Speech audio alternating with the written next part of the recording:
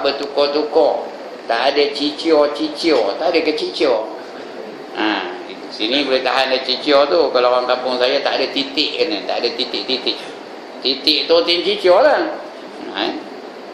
Artinya dia tak lekang-lekang, tak ada longgor-longgor.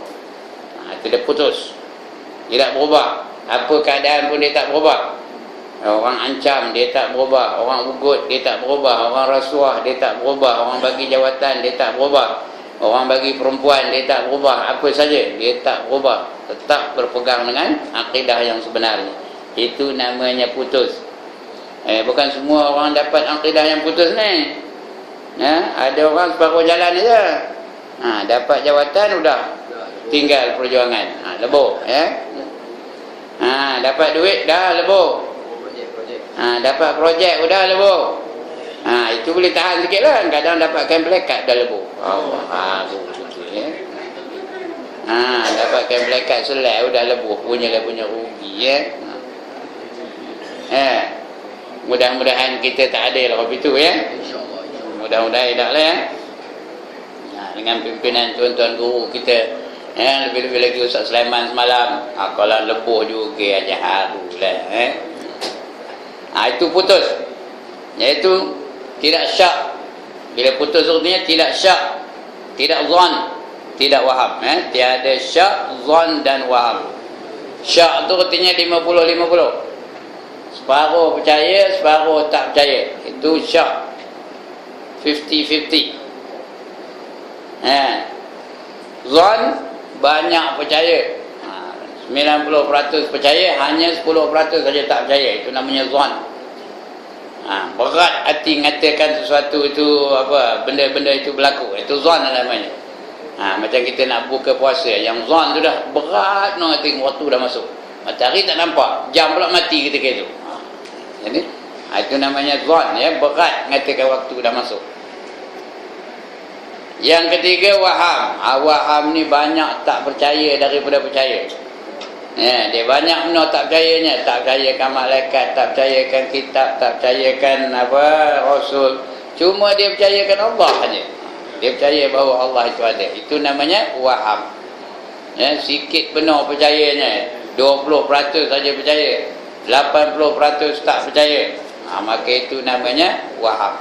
Ketiga-tiga tu tak pakai. Dalam bab akidah, ketiga-tiga tu tak boleh pakai. Tak boleh diterima. Sama ada syak, zon atau waham, ketiga-tiga tu tak diterima dalam akidah. Dalam fiqh, zon boleh terima. Udah masuk ke belum? Udah masuk ke belum? Waktu udah masuk ke belum? Maghrib udah ke belum? Berat ketika dah masuk, maka sah lah tu. Boleh dipakai. Itu dalam fiqh. Boleh ke tak boleh berbuka? Boleh ke tak boleh berbuka? Boleh ke tak boleh buka? Tengok hari dah gelap, matahari tak nampak, jam pula mati, radio pula tak berbunyi, surau pula tak ada orang nak datang, masjid pun tak ada orang azan. Udah ke belum? Udah ke belum? Ayah rasa udah ni katanya. Itu namanya zon. Iaitu dalam fiqh boleh terima. Tapi dalam akidah tak boleh terima. Mesti 100%. Tak boleh korang walaupun 1%.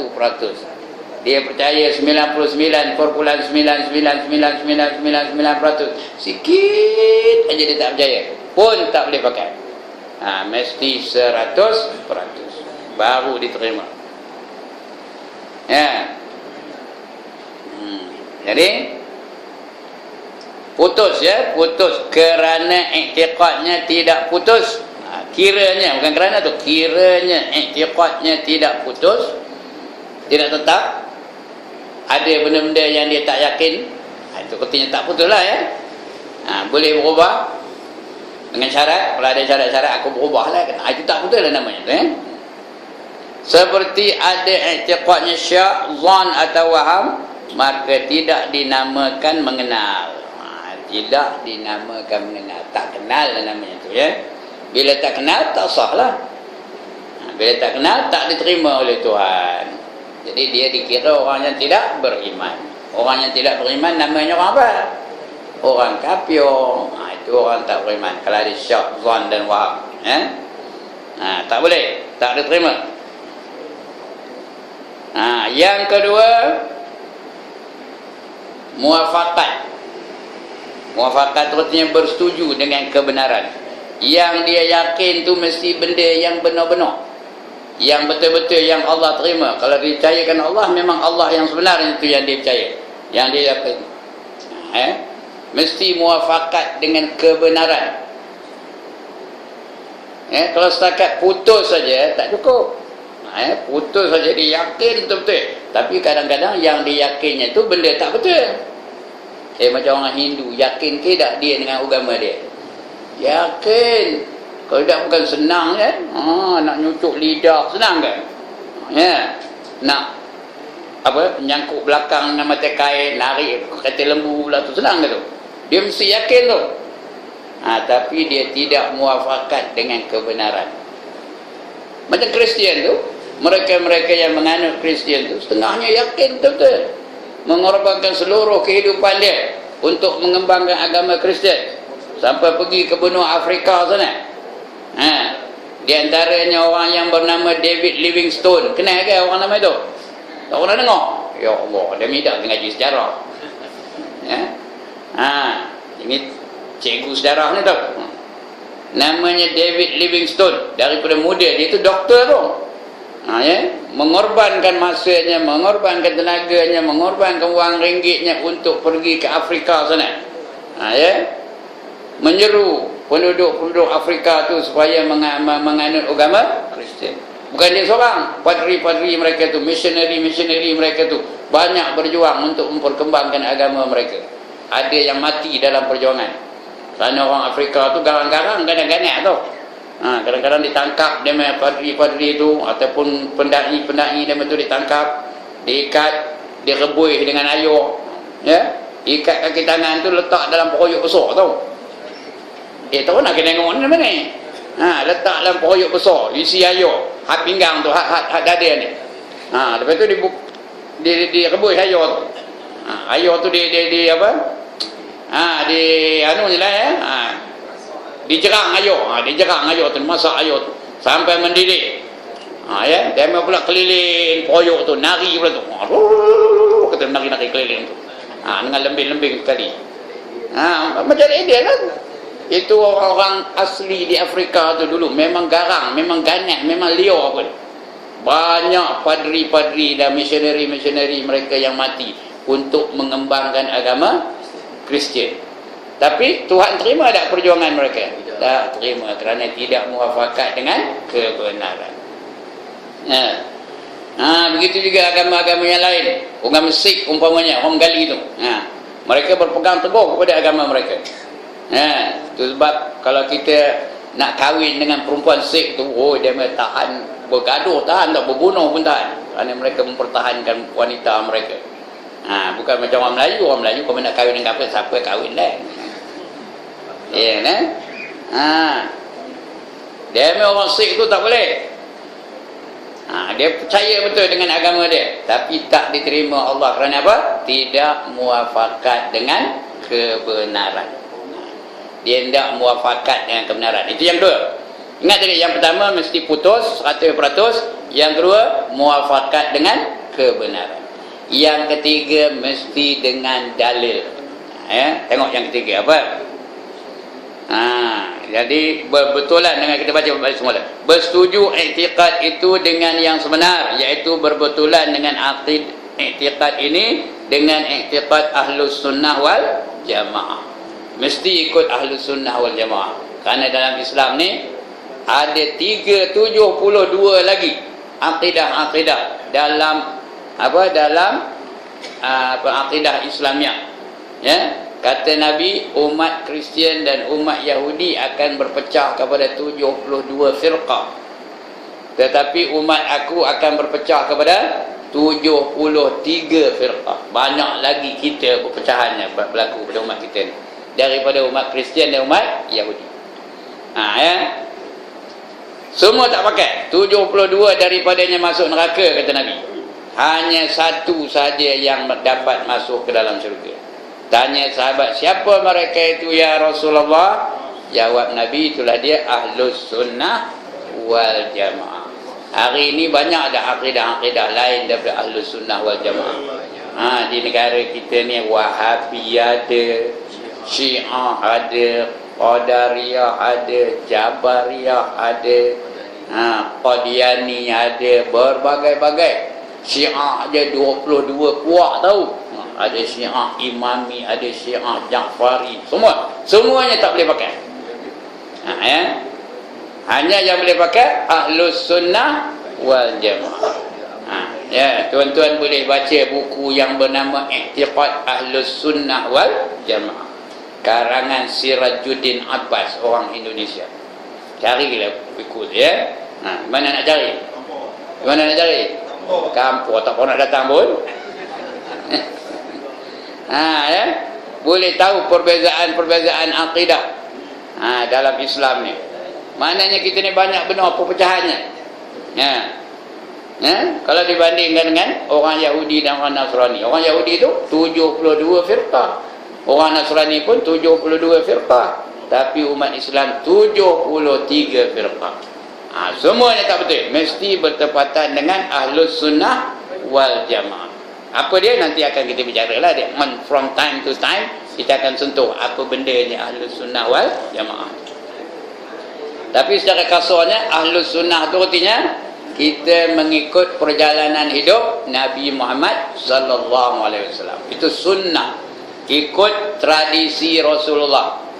Wa tu dan wal. Wa tu dan ya.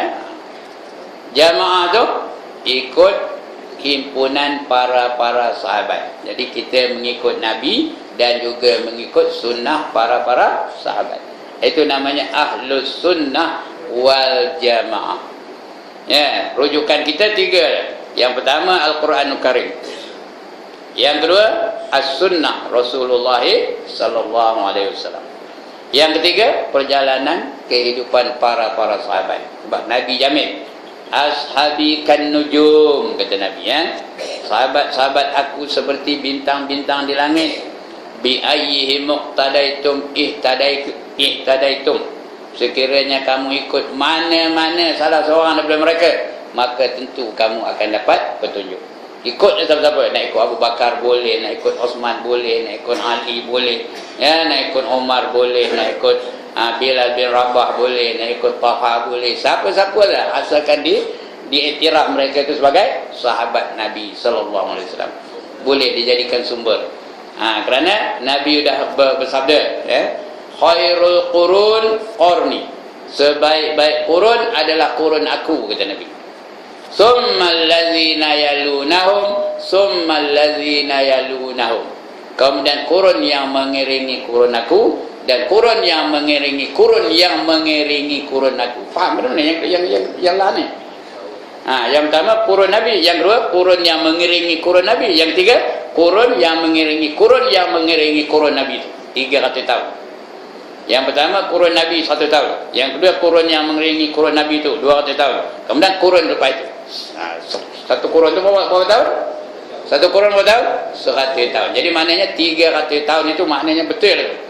Kalau itu jadi sandaran kita, betul. Itu dipanggil zaman Salafus Soleh namanya. Apa namanya? Salafus Soleh. Zaman dahulu majoriti orangnya soleh-soleh belaka. Jadi kalau itulah jadi sandaran kita, betul tu. Jangan takut. Lebih-lebih lagi kalau ada Al-Quran dan ada hadis Nabi. Itu ada pula hadis lain ya.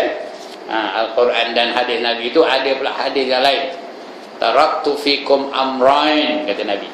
Aku tinggalkan kepada kamu 2 perkara. Ma in tamassaktum bihima lan tadillu abadan, kitaballahi wa sunnati. Aku tinggalkan kepada kamu 2 perkara. Jika sekiranya kamu ikut kedua-duanya, nescaya kamu tidak akan sesat selama-lamanya. Apa dia? Kitab Allah, iaitu Al-Quran, wa sunnati, dan juga hadis aku ya, ataupun sunnah aku. Kamu ikut mana-mana, takkan sesat buat selama-lamanya, forever and ever tak sesat. Lain daripada itu bukan jadi sumber hukum. Sebab itu kita dalam mazhab Syafi'i, dalam akidah Ahlus Sunnah wal Jamaah, sumber hukum kita ada 4. Pertama Al-Quran, kedua hadis Nabi sallallahu alaihi wasallam, Ketiga, ijma' ulama. Ijma' ulama tu berpandukan kepada pendapat para sahabat dan juga tabi'in dan juga tabi'ut tabi'in. Bukan ulama sekarang ni tak pakai. Ulama yang dahulu, salafus salih punya ulama, ijma' ulama. Walaupun tak ada nas dalam Quran, ada dalam ijma' ulama, kita pakai yang tu. Yang keempat, qiyas. Boleh diqiyaskan. Kalau tak ada ketiga-tiga tu, kita boleh qiyaskan dengan hukum yang masyhur. Umpamanya bila tersentuh daging babi, maka wajib dibasuh dengan 7 kali basuh. Salah satu daripadanya air yang bercampur dengan tanah. Sebenarnya babi itu tak ada hukumnya. Dalam Quran tak ada, dalam hadis tak ada. Ijma' ulama pun tak ada. Yang ada hanya qiyas saja. Kita qiyaskan. Kerana babi dan anjing tu sama taraf najisnya. Najis apa? Najis mughalazah. Anjing ada hadisnya. Tapi babi tak ada. Itu sebab kalau orang-orang jenis-jenis Wahabi ni, dia tak pakai qiyas. Kalau jenis Wahabi, dia kata babi tu tak payah dibasuh 7 kali. Kata orang Melayu tak payah samak. Yang sebenarnya bukan samak, tak ada perkataan samak tu. Samak tu artinya menyuci kulit-kulit binatang daripada lemaknya, itu namanya samak. Tapi orang Melayu kalau nak basuh najis mughalazah, kita kata samak. Tak apalah, tak salah Tapi tak ada dalam kitab pun. Dalam kitab tak ada perkataan samak tu. Samak tu artinya apa? Menyuci kulit-kulit binatang daripada lemaknya, itu namanya samak. Tak ada. Jadi kerana kita qiyaskan bahawa babi itu sama tarafnya dengan anjing, najis mughalazah dua-duanya. Jadi anjing mughalazah nak nyucinya macam mana? Disamak. Jadi daging babi pun begitu juga. Nak nyucinya daripada terkena daging babi itu bila dah kena disamak juga Itu namanya ilmu qiyas. Begitu juga qada sembahyang. Tak ada dalam Quran, tak ada dalam hadis, tak ada dalam ijma' ulama. Yang ada kita qiyaskan. Kalau zaman Rasulullah itu, Rasul pun dia terlupa, ada pernah Rasulullah terlupa? Bangkit lambat, itu pun diqada oleh baginda.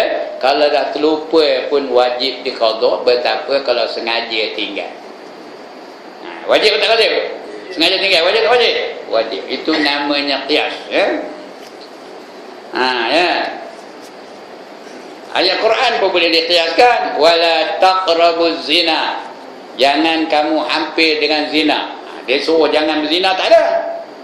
Tak ada ayat Quran jangan kamu berzina, tak ada. Dia sebut apa? Jangan kamu hampir dengan zina. Boleh qiyaskan. Kalau hampir pun tak boleh, berzina lagi tak boleh. Itu namanya ilmu qiyas, tuan-tuan. Jadi kalau yang itu kita tak ada ragu-ragu lagi. Kita ikut saja hukum yang jenis itu. Lain daripada itu tengoklah, tak ada. Kalau tak ada empat-empat tu tak ada.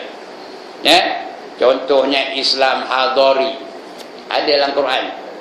Inna dina indallahil islamul hadari. Ada? Tak ada? Ada ke tak ada? Tak ada. Quran pun tak ada. Ada ke tak ada? Kamu mestilah mengikut Islam hadari. Ada? Tak ada. Ijma' ulama ada? Boleh diqiyaskan? Tak ada. Jadi bukanlah dari Islam tu mujurlah orang yang kopi tu pun tak ada kuasa lagi. Kalau ada lama-lama yang ikut ni kadang-kadang ada gitu. Jangan ikut lagi tau. Pasal dia bukan dari ajaran Islam. Tak ada dalam Islam. Maknanya pun tak betul. Islam hadari. Tak betul tu.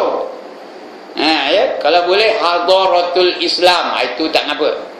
Membangun bersama dengan Islam. Itu boleh. Hadariyatul Islam, bertemu hadaratul Islam, itu tak apa. Pasal dia tidak merosakkan. Kalau kita kata Islam hadari, artinya kalau kamu nak bangun Islam, kalau nak bangun mesti hadari, mesti progresif, ikut hadari. Kalau tidak dia tak boleh bangun. Sedangkan Islam boleh bangun tak tanpa hadari? Boleh. Jadi itu merendahkan martabat Islam itu sendiri. Dia serupalah kalau saya kata Beruk Haji Zaini. Faham ke mana? Beruk Haji Zaini. Kalau tu saya kata Haji Zaini beruk macam mana? Kalau saya kata beruk Haji Zaini, apa artinya? beruk tu siapa punya? Haji Zaini punya. Tapi kalau saya kata Haji Zaini beruk macam, apa reaksi dia agaknya? Pang tampaknya. Kamu kata aku beruk ya? Pang katanya. Itu dia. Begitu lagi hadaratul Islam dengan Islam hadari. Kena faham tu ya. Jadi ini dia. Mesti apa? Mesti ada i'tiqadnya sesuai dengan sebenarnya.